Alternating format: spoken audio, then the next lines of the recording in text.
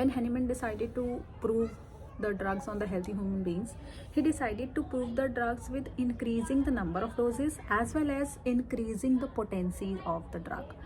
Why does he do that? Because he wanted to know every action of the drug itself, of the single dose or the doses he is giving, and he wanted to know the effect of every potency.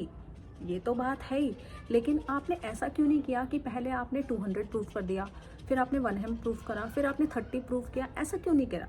मतलब कभी भी कोई भी drug prove कर दो ना, अगर मतलब कभी भी कोई भी पोटेंसी प्रूव कर लो, अगर आपको पोटेंसीज का ही देखना है तो कि इस पोटेंसी में क्या सिम्टम्स आते हैं, इस पोटेंसी में क्या सिम्टम आते हैं.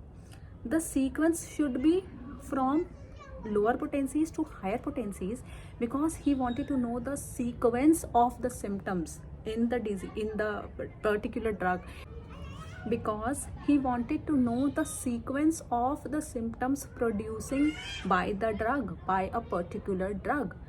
एक particular drug कौन से symptoms किस time देगी? When we increase the potencies from lower to higher, then the correct sequence of the drug, जो हम बोलते हैं ना एक कंप्लीट ड्रग पिक्चर.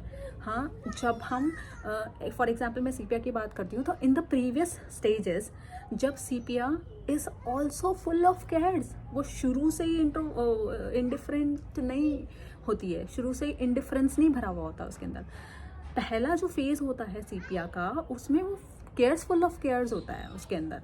लेकिन जब कुछ ऐसा कॉन्फ्लिक्ट आता है कि उसको लगता है कि उसको एड्रेस नहीं किया जा रहा या उसको इम्पोर्टेंस नहीं मिल रही, उसके काम की कोई वैल्यू नहीं है, वो इतना करे जा रही है, फिर भी किसी को कोई फ़र्क ही नहीं पड़ता, कोई मुझे पूछता ही नहीं है, then she goes into the phase of indifference. तो ये एक सीक्वेंस ऑफ सिम्टम्स आते हैं एक पर्टिकुलर ड्रग के.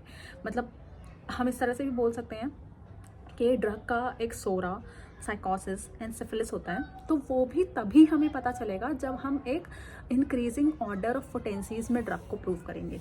तो he wanted to know the sequence of the particular drug, कि एक ड्रग शुरू से ही इंट्रोवर्ट नहीं होता है, ठीक है, या शुरू से ही शाय नहीं होता है, या शुरू से ही इंडिफरेंट नहीं होता है, उसका एक जर्नी होता है. तो जो हम बोलते हैं ना कि ड्रग का एक जर्नी है, उस ड्रग के जर्नी को अगर उसको पूरा देखना है तो उसको लोअर पोटेंसीज से हायर पोटेंसीज की तरफ जाना पड़ेगा प्रूविंग में. और एक पर्टिकुलर डोज, मतलब अगर आपने एक डोजेज दिए हैं, फ्यू डोजेज दिए हैं ऑफ अ ड्रग किसी प्रूवर को, तो वो इम्पॉसिबल है कि वो सारे सिम्टम्स उस पर्टिकुलर ग्रुप ऑफ डोजेस में आ जाए.